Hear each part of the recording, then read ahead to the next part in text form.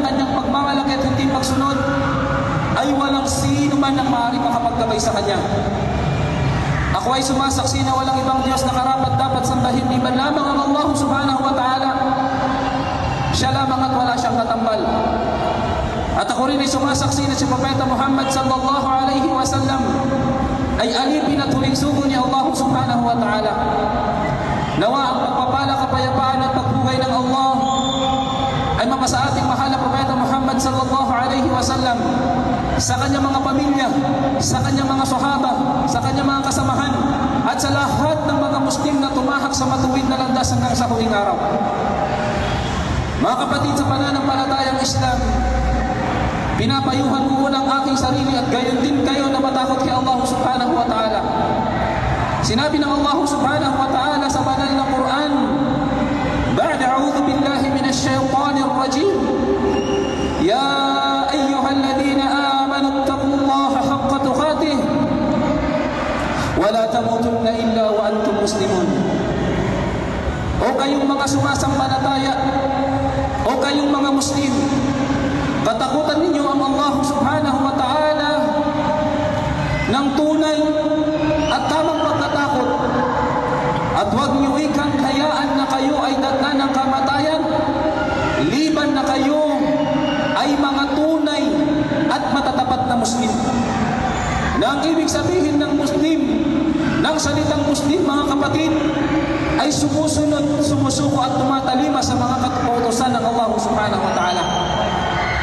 At sinabi pa ng Allah subhanahu wa ta'ala, ya ayyuhan nas, o sa katauhan, ittaqu rabbakum alladhi khalaqakum min nafsin wahida. Katakutan ninyo ang inyong Panginoon na si Allah, na siyang lumikha sa inyo mula sa unang tao, ang ating ama na si Adam alayhi salam. Wa khalaqa minha zawjaha, at mula sa ating ama na si Adam alayhi salam ay nilikha ang kanyang asawa, ang ating ina na si Eva alayhi salam. Wa batha minhuma rijalan kathiran wa nisaa, at mula sa kanilang dalawa ay lumabas ang maraming mga kalalakihan at maraming mga kababaihan. Wattaqullaha alladhi tasaaluna bihi wal arham, innallaha kana alaykum raqiba. Matakot kayo kay Allah subhanahu wa ta'ala na kung saan sa pamamagitan niya ay nahihingi ninyo ng pantay ang inyong mga karapatan. Matakot kayo kay Allah subhanahu wa ta'ala at huwag ninyong putulin ng mabuting pakikipag-ugnayan sa inyong mga kamag-anakan. Tunay ng Allah subhanahu wa ta'ala ay lagi nang nakamasid at nakababatid sa lahat ng inyong mga gawain. At sinabi pa ni Allah, ya ayyuhalladhina amanu taqullah wal tandur nafsun ma qaddamat lighad. O kayong mga sumasampalataya, o kayong mga Muslim, matakot kayo kay Allah subhanahu wa ta'ala at tignan ninyo ang inyong mga gawain na ihaharap sa Kanya sa araw na kung saan tayong lahat ay hahatulan ng pinaka makatarungang tagapaghatol, ang lumikha ng langit at lupa, walang iba kundi ang Allah subhanahu wa ta'ala. Mga kapatid sa Islam, katakutan natin ng Allah sa pamamagitan ng pagsunod sa kanyang mga ipinag-uutos. Katakutan natin ng Allah sa pamamagitan ng paglayo sa anumang kanyang ipinagbabawal. Katakutan natin ng Allah sa pamamagitan ng pagsasagawa ng mga kabutihan at paglayo sa lahat ng uri ng kasamaan o kasalanan. Mga alipin ng Allah subhanahu wa ta'ala, mga kapatid sa pananampalatayang Islam, ngayon ay araw ng Eidul Fitr, araw na kung saan tayo ay nagtapos sa isang buwang pag-aayuno sa nagdaang buwan ng Ramadan. Araw na kung saan ang mga Muslim ay inutusan na magsaya, magdiwang, magbunyig, sapagkat na isa katuparan niya ang isa sa dakilang haligi ng Islam, ang pag-aayuno sa buwan ng Ramadan. Biyaya ng Allah subhanahu wa ta'ala na naabutan natin ang buwan ng Ramadan, na kapag ayuno tayo hanggang sa ngayon ay nandito tayo buhay at patuloy na pumupuri kay Allah subhanahu wa ta'ala. Sinabi ni Propeta Muhammad sallallahu alaihi wasallam,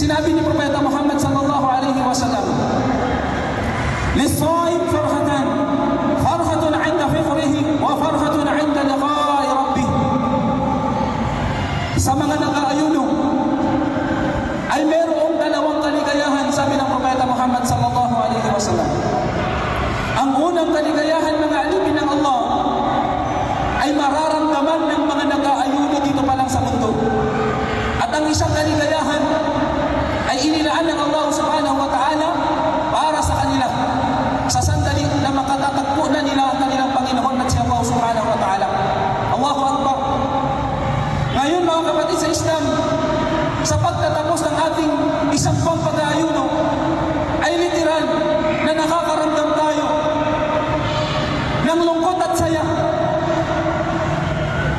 Nalulungkot tayo mga kapatid sa Islam dahil lumipas na naman ang buwan ng Ramadan at hindi natin alam, yun na pala ang huling Ramadan natin. Hindi natin alam, umaabot pa tayo sa susunod na buwan ng Ramadan. Subalit masaya tayo mga alipin ng Allah subhanahu wa ta'ala sapagkat na isa katuparan natin ang kautusan sa atin ng Allah subhanahu wa ta'ala pag-aayunin ng nagdaang buwan ng Ramadan. Nasandaling ito ng pagtatapos ng ating pag-aayuno ay nakakaramdam tayo ng labis na kaligayahan.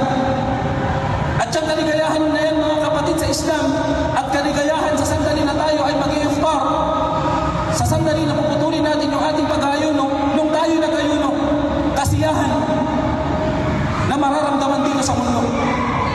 At ang isang kaligayahan sa atin ng Propeta Muhammad sallallahu alaihi wasallam, kaligayahan inda liqa'i rabbih, kaligayahan sa sandali na makakatagpo niya ang kanyang Panginoon na si Allah sa kanyang pagpasok sa paraiso ng Allah subhanahu wa ta'ala.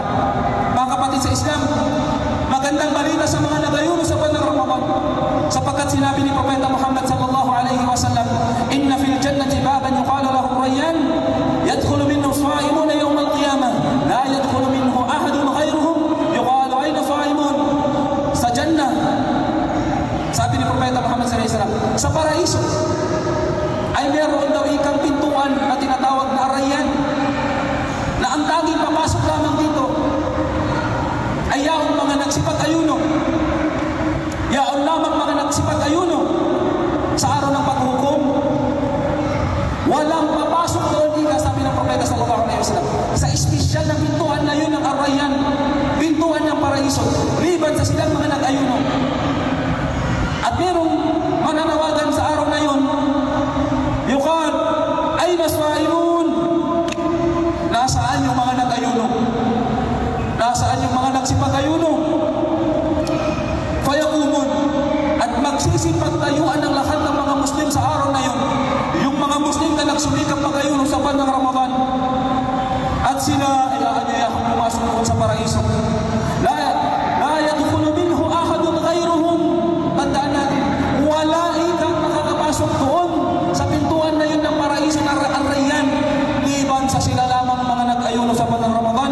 Sa mga nag-ayuno, fa idza dakhalu ughliq, at kapag sila ay nakapasok na doon sa loob, ay isasara na yung pintuan na ito, falam yadkhulu minhu ahad, at walang sino man, wala nang sino pa man ang nakakapasok pa doon sa pintuan na yun ng paraiso liban lamang sa mga nag-ayuno. Allahu Akbar.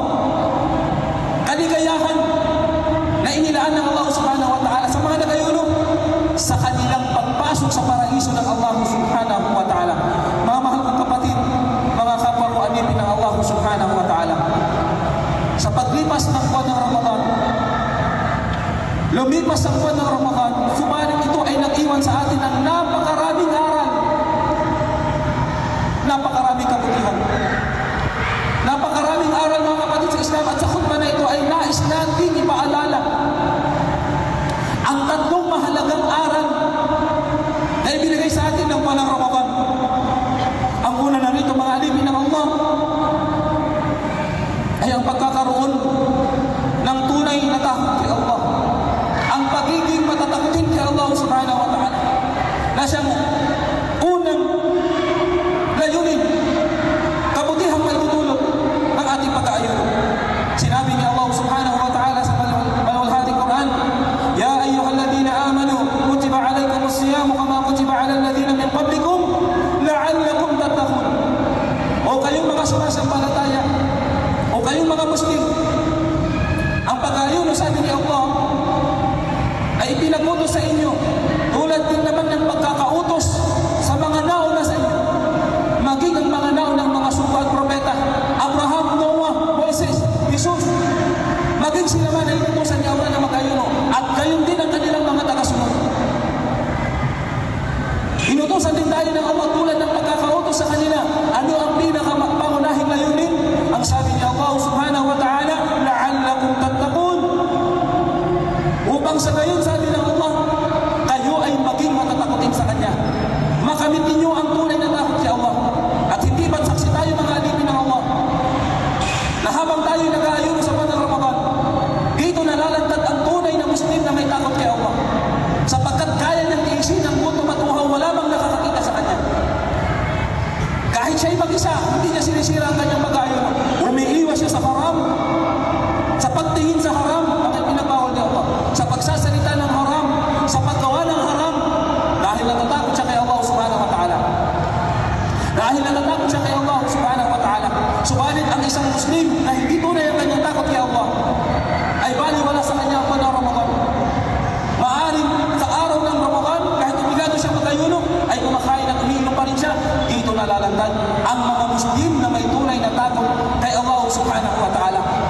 ang mga Muslim na hindi tunay ang takot kay Allah subhanahu wa ta'ala. Mga kapatid sa pananampalatayang Islam, gaano nga ba kahalaga ang takwa? Ang pagkakaroon ng takot kay Allah na siyang unang layunin ng ating pag-aayon sa buwan ng Ramadan. Ano ba ang ibig sabihin ng takot kay Allah? Ang takot ay kay Allah ay sa pamamagitan lamang ba ng pagsabi ng ating mga dila? Nasasabihin natin na tayo natatakot kay Allah, subalit hindi naman natin sinasabuhay ang Islam. Mga kapatid sa Islam, sinabi ni Propeta Muhammad sallallahu alaihi wasallam, at-taqwa hahuna. Ang takot daw, higa sabi ni Propeta Muhammad sallallahu alaihi wasallam, ay nandito sa puso at hindi lang sa dila. Pagkos kailangan magkasama, dila, puso at gawa, isinasabuhay natin ang mga kautusan ng Allah subhanahu wa ta'ala. Mga kapatid sa Islam, si Abu Hurairah radhiyallahu anhu, kasamahan ng Propeta, ay tinanong ng isang lalaki, Abu Hurairah, ano ba ang ibig sabihin ng takwa, ng takot kay Allah? Sumagot si Abu Hurairah at kanyang sinabi, sabi niya, nakakita ka na ba higa ng daang matinig pasukan? Sabi niya, oh, kung ganun, paano ka dadaan doon? Paano ka dadaan doon? Ang sabi ng lalaki ito, mag-iingat ako na huwag akong matinig o hindi ko mahapakan ang mga marunong bagay doon. Ang sabi niya, Abu Hurairah, sabi niya, ganun ang takwa. Ganun ang takot kay Allah. Tayo mga Muslim, habang nabubuhay tayo, naglalakad dito tayo sa kanupaan na ito, hindi tayo makakaligtas sa napakaraming fitna sa ating paligid. Subalit nag-iingat tayo na hindi natin matapakan yaong mga ipinagbawal sa atin ng Allah subhanahu wa ta'ala. Nagsusumikap tayo mga kapatid sa Islam na kampanan ng ating pagiging Muslim. Gaano man karami ang pagsubok at tukso na ating kinahaharap habang nabubuhay tayo dito sa ibabaw ng mundong ito. Mga kapatid sa Islam, yun ay ayon kay Abu Hurairah radhiyallahu anhu. At kayon din, sabi ni Shaykhul Islam Ibn Taymiyyah rahimahullah subhanahu wa ta'ala, Shaykhul Islam, tinanong siya kung ano ba ang ibig sabihin ng takwa o pagkatakot kay Allah. Sabi niya, hiya an taj'ala bainaka wa baina Allah wiqaya. Ito, sabi niya, ay ang maglagay ka ng harang sa pagitan mo at ng kaparusahan ng Allah sa pamamagitan ng ano? Bifi'lil awamir wa tarkun nawahi. Sa pamamagitan, sabi niya, yung harang na ito na gagawin mo, harang sa pamamagitan ng pagsunod sa mga ipinag-utos ni Allah at paglayo sa anumang bagay na ipinagbawal ng Allah subhanahu wa ta'ala. Paglayo sa lahat ng mga masasamang gawain. Yun, sabi niya, ang ibig sabihin ng takot kay Allah subhanahu wa ta'ala. At ayon naman kay Ibn Mas'ud radiyallahu anhu, sabi niya, ang takot kay Allah ay yuta'a fala yu'sa. Ito ang sumunod ka sa pinag-utos ni Allah at huwag mo siyang suwayin. Wa yudhkara fala yunsa. At lagi mo siyang alalahanin at huwag kang makalimot sa Kanya. Kahit lumipas yung ng Ramadan ay hindi ka pa rin hihinto, titigil sa pagsunod kay Allah, sa pag-alala kay Allah. Ay yushkara fala yukfar. At ang lagi kang magpasalamat kay Allah at huwag kang tumanggi sa pananampalataya. Sabi niya, ito ika ang takot kay Allah subhanahu wa ta'ala. At pag nakamit natin itong takot na ito, mga kapatid, kapag nagampanan natin yung ibig sabihin ng takot kay Allah, ang biyaya at katimpanan nito, mga kapatid sa Islam, sinabi ng Allah subhanahu wa ta'ala, وَمَنْ يَتَّقِ اللَّهَ يَجْعَلْ لَهُ مَخْرَجًا. Sino man ang magkaroon ng tunay na takot kay Allah, ay bibigyan siya ng Allah subhanahu wa ta'ala ng solusyon, kagaanan sa lahat ng kanyang problema. وَيَرْزُقْهُ مِنْ حَيْثُ لَا يَحْتَسِبُ. At darating sa kanya, bibiyayaan siya ng Allah subhanahu wa ta'ala ng mga biyaya na hindi niya kayang bilangin. Allahu Akbar. Susi ng pagdating ng tulong ng Allah, biyaya ng Allah subhanahu wa ta'ala, solusyon sa lahat ng problema na kinahaharap ng Muslim, ay pagkakaroon niya ng takot kay Allah subhanahu wa ta'ala. Wa may yatawakkal ala Allah wa huwa hasbuh. At sino man ang magkaroon ng tunay na pananalig, pagtitiwala kay Allah, tunay na si Allah subhanahu wa ta'ala ay sapat na para sa kanya. Pangalawa, mga kapatid, inna akramakum indallahi atqakum. Tunay, sabi ni Allah, na ang pinakamarangal, pinakamalapit sa inyo sa paningin ng Allah ay hindi yung mayaman, hindi yung mataas yung estado ng buhay, meron siya. Subalit ang sabi ni Allah,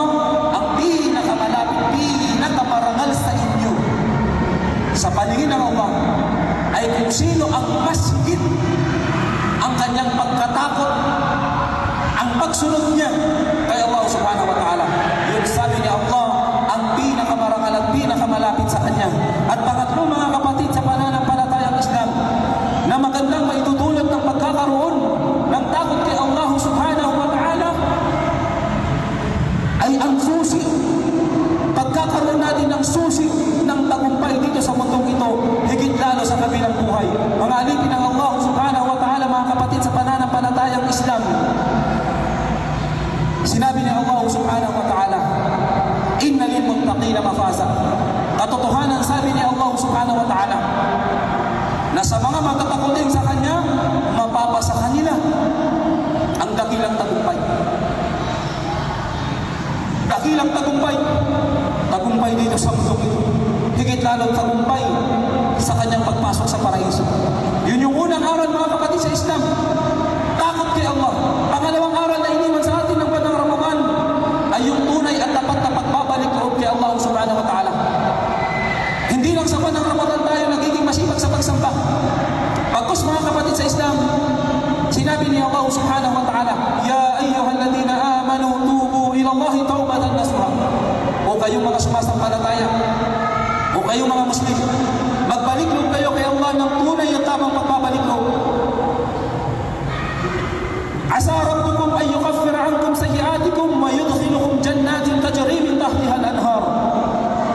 Sinabi ni Allah, upang patawarin kayo ng inyong Panginoon na si Allah sa inyong mga pagkakasala at papasukin kayo sa Kanyang paraiso. Na kung saan sa paraiso na yun? Sa Jannah, mga kapatid, sa ilalim daw, ika, sabi ng Allah, sa ilalim daw nito ay merong mga ilog na dumadaloy. Ihahanda ipagkakaloob ni Allah sa mga tunay na nagbalik loob sa Kanya. At sinasabi ng ating mga ulama, pakinggan natin ito, mga kapatid, sa Islam. Paano nga ba ang tamang pagbabalik loob kay Allah? Sa buwan ng Ramadan lamang ba tayo magiging masipag sa pagsamba? Sa buwan ng Ramadan lamang ba tayo hihinto sa haram? Hindi, mga kapatid. Pagkos ang tunay na pagbabalik loob, ang tawbatan nasuha, sabi ng ating mga ulama, ang tunay at tamang pagbabalik loob kay Allah ay kailangan mayroong 4 na kondisyon.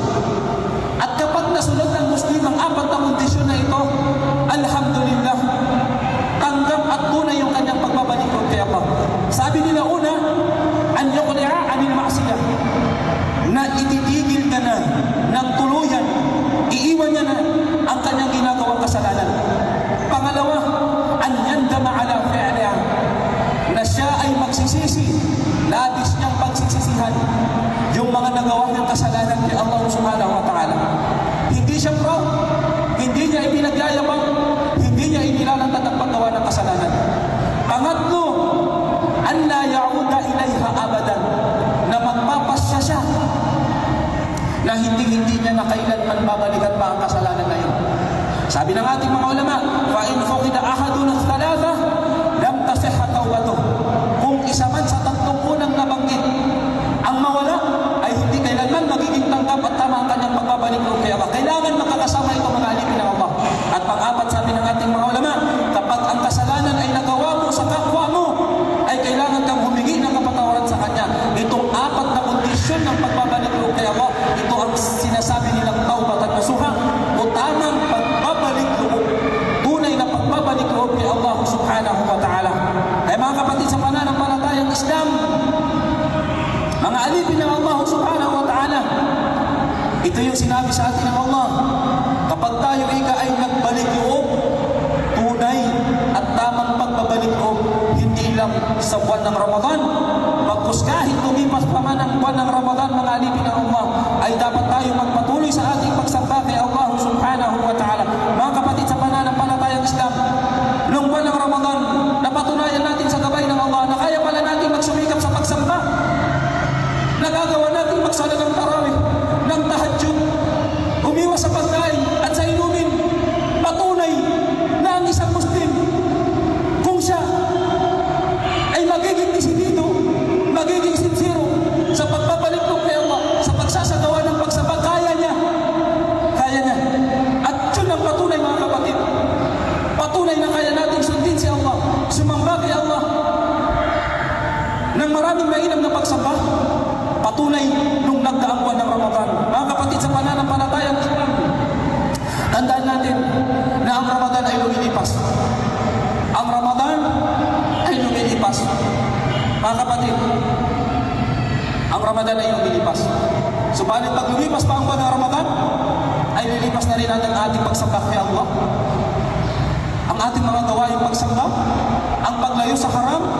Mga kapatid, sa Islam, sa panahon ni Propeta Muhammad sallallahu alaihi wasallam, ang sugo ni Allah. Nung pumanaw ang Propeta Muhammad sallallahu alaihi wasallam na siyang pinakamamahal ng mga sahaba, yung pagmamahal nila kay Propeta Muhammad sallallahu alaihi wasallam ay higit pa sa pagmamahal nila kaysa sa kanilang sarili, kaysa sa kanilang anak, sa kanilang asawa, sa kanilang mga magulang, at sino man sa sangkatauhan. Ganun nila kamahal ang Propeta sallallahu alaihi wasallam. At sinasabi ng mga sahaba na ang pinakamasayang takbo sa kanilang buhay ay yaong dumating sa kanila ang Propeta Muhammad sallallahu alaihi wasallam. At gayon din sabi nila, ang pinakamalungkot na takbo sandali sa kanilang buhay ay nung pumanaw na ang Propeta Muhammad sallallahu alaihi wasallam. Nung pumanaw ang Propeta Muhammad sallallahu alaihi wasallam ay napakarami sa mga sahaba ng hina, ng lamig sa pananampalataya. Subhanallah, si Umar radiyallahu anhu, sabi niya, sino man ang magsabi na ang Propeta Muhammad sallallahu alaihi wasallam ay pumanaw na, ay puputulin mo, sabi niya na po. Hindi niya matanggap. Napakasakit para sa kanila. Hanggang sa tumiro ang mga sahaba sa takbo na yun, pumanaw ang pinakamamahal nila, ang sugo ni Allah sallallahu alaihi wasallam. At tumayo si Abu Bakar As-Siddiq radiyallahu anhu at kanyang binasa ang aya sa maluwalhating Quran at sinabi niya Allah sa Quran, wa ma Muhammadun illa rasulun qad khalat min qablihi ar-rasul. Si Muhammad, sabi ni Allah, ay hindi hihigit sa isang sugo na katulad din ng lahat ng mga sugong nauna sa kanya. Silang lahat din ay pumanaw. Afa in mata aw qutila qalabtum ala aqabikum wa man yanqalib ala aqibayhi falan yadurruhu shay'an. Subalit sabi ng Allah, kung siya man ay pumanaw, umasawi, at kayo ay tumalikod sa inyong pananampalataya, sabi ni Allah, sino mang tumalikod sa kanyang pananampalataya bilang Muslim, kailanman na hindi ito makakapinsala ng kahit kaunti kay Allah subhanahu wa ta'ala. Fasayajillahu syakirin, at ginagantimpalaan ni Allah subhanahu wa ta'ala yaong mga mapagpasalamat sa kanya. Mga kapatid sa Islam, at pagkaraan nito sinabi ni Abu Bakar, waman kana ya'budu Ramadan.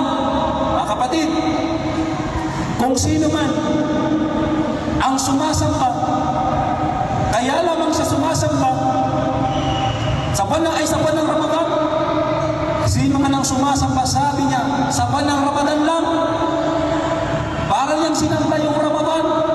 Katotohanan, sabi niya, ang Ramadan faqad dhahab. Ang Ramadan ay lumipas na.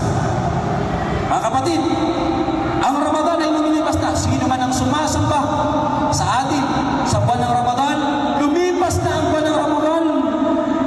Wa man kana ya'budu Allah fa inna Allah fis sama' hayyun la yamut. Subalit sino man ang sumasamba ng tapat kay Allah subhanahu wa ta'ala, katotohanan na si Allah subhanahu wa ta'ala ay laging buhay. Kailanman ay hindi lumilisan. Kailanman ang Allah subhanahu wa ta'ala ay laging nakamasid sa atin. Ang Allah subhanahu wa ta'ala ang laging nakababatid sa ating mga gawain. Kaya't magpatuloy tayo sa pagsamba, mga alipin ng Allah.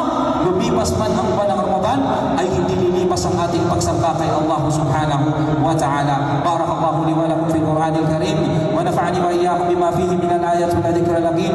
Aqulu ma tasma'un astaghfiruhu innahu huwal ghafurur rahim.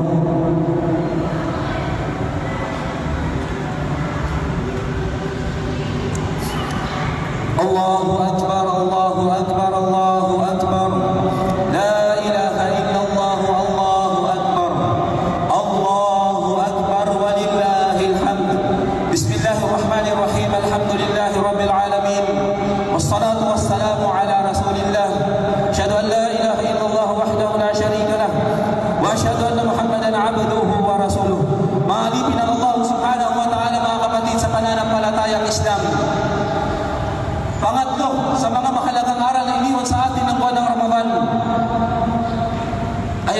pagkakapatiran. Ang pagkakapatiran ay kabilang sa malaking aral na iniwan sa atin ng banal Ramadan. Sinabi ni Allah subhanahu wa ta'ala, innamal mu'minuna ikhwa fa aslihu bayna akhawaykum.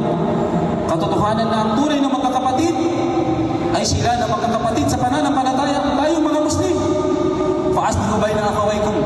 Kaya't pagputihin ninyo ang pakikitungo sa inyong kapatid, sa bawat isang Muslim. Ito ang sinabi ng Allah subhanahu wa ta'ala.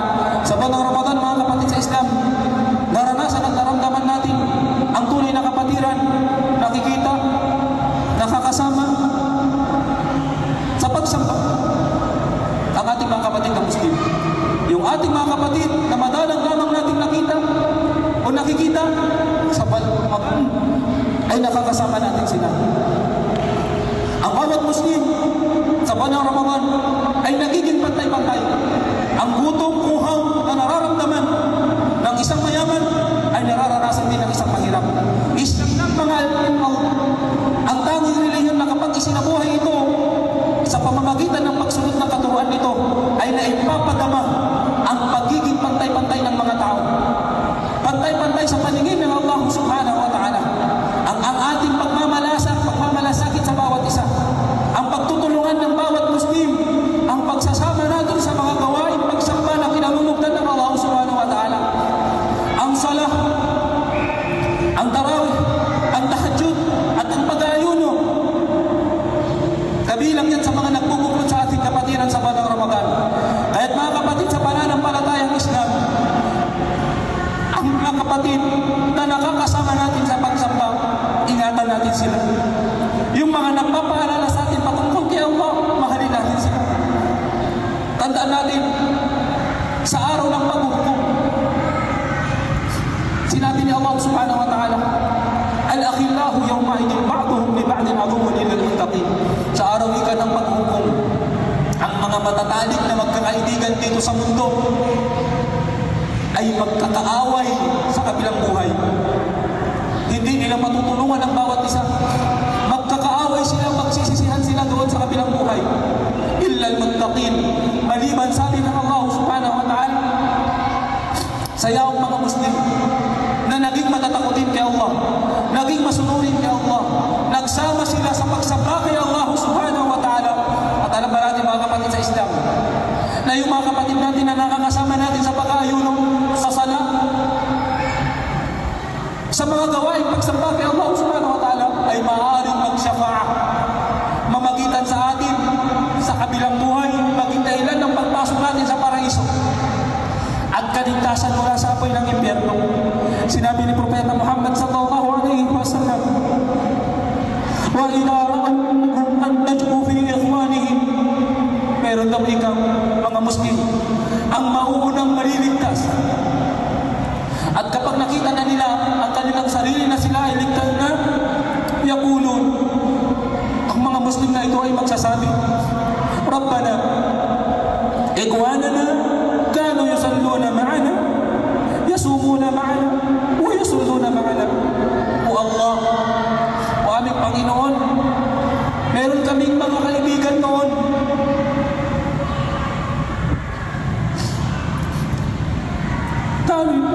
Kanu yusalluna ma'ana. Ya Allah, meron kaming mga kaibigan, mga kapatid noon. Kasama namin sila, nagsasala. Yasumuna ma'ana. Ya Allah, kasama namin sila noon. Nag-aayuno kami. Wa ya'maluna ma'ana. At kami ay gumagawa ng mga pagsamba. Kasama namin sila.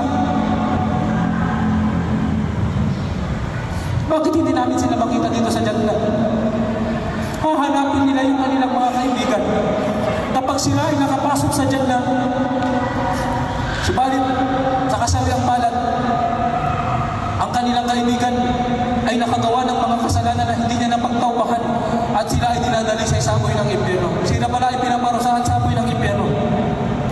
Yaqulu Allah Ta'ala, magsasabi ang Allah subhanahu wa ta'ala, sapagkat ang mga kaibigan na yun, hihilig sila kay Allah. Hindi sila papayag na sila ay nasa Jannah at ang kanilang kaibigan ay nasa impyerno. Kaya't magmamakaawa sila kay Allah na iahon ng kanilang kaibigan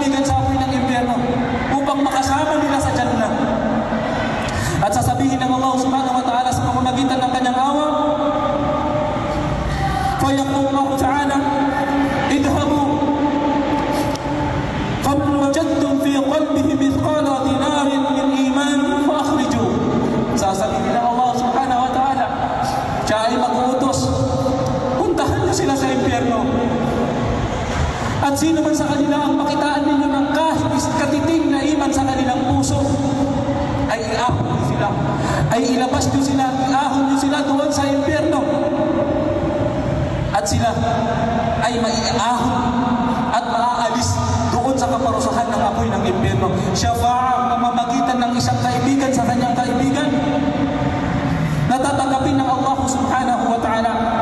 Mga kapatid sa Islam, kaya't piliin natin yung ating mga kaibigan. Mahalin natin yung ating mga kaibigan na nakakasama natin sa pagsamba, yung mga kaibigan, yung mga kapatid natin Muslim na nagpapaalala sa atin. Sapagkat kung tayo ay nagkaroon ng kaibigan na palasuwayin kay Allah, sasabihin ka ng mga taong ito sa araw ng paghuhukom. Sa araw na yun, magsisisi sila. Yawma ya'uddu adh-dhalimu 'ala yadayhi yaqulu ya laytani ittaqadtu ma'a ar-rasuli sabila. Sasabihin ng mga taong ito kapag nagkamali sila ng pagpili sa kanilang kaibigan, kaya sila ay naligaw, sasabihin nila sa araw na yun, kakagatin ng isang tao yung kanyang kamay dahil sa labis na panlulumo at pagsisisi. At siya ay magsasabi, kasawian sa akin, sana tinahak ko ang landas ng propeta sallallahu alaihi wasallam.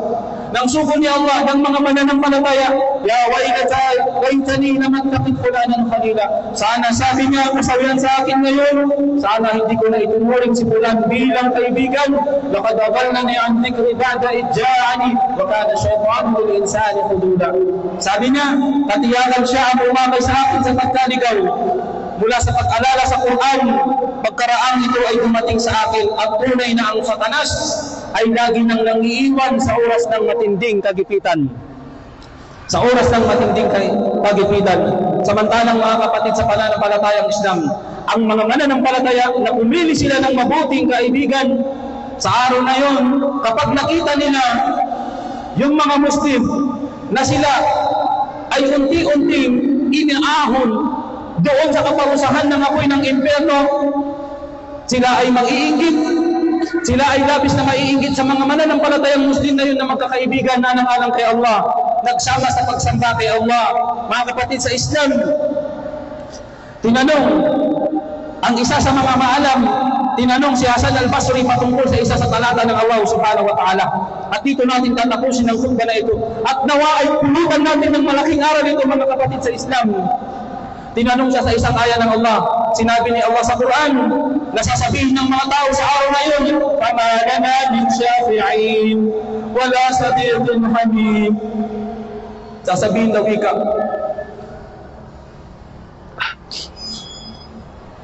ng mga tao nakapasok sa impyerno, pag nakita nila yung mga mananampalataya na nailigtas mula sa impyerno, sasabihin nila, kaya ngayon kami ay walang matagpuang mga tagapamagitan at wala kami kahit isang matalik na kaibigan upang kami tulungan.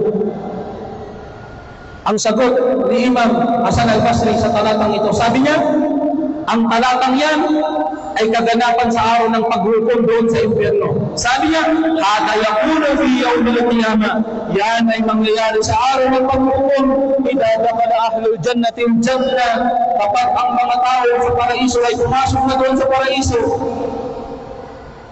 wa dakhalu ahlun nari ila an-nar, at ang mga tao sa impyerno ay pumasok na sa apoy ng impyerno.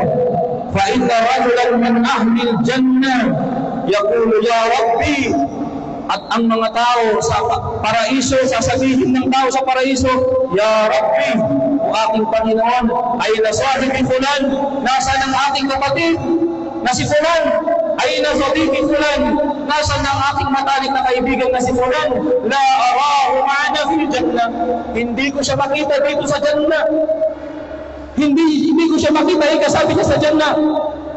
At ito na yung sinabi, fayaqulu huwa finnar, sapagkat siya ay pinaparusahan sa apoy ng impyerno, kaya iaahon siya mula sa kaparusahan ng impyerno ito. At pagkatapos habang inaahon yung mga Muslim doon na pansamantalang pinaparusahan, ay makikita yun ng mga kuffar, at sila ay maiinggit, at sila ay magsasabi, bakit siya naligtas? Siya ba ay naiiwas sa impyerno dahil sa kanyang mga gawaing pagsamba? Sasabihin nila, la. Siya ba ay naligtas dahil meron siyang amang na syahid? Sabi nila, la. Meron ba siyang mga kapatid na syahid?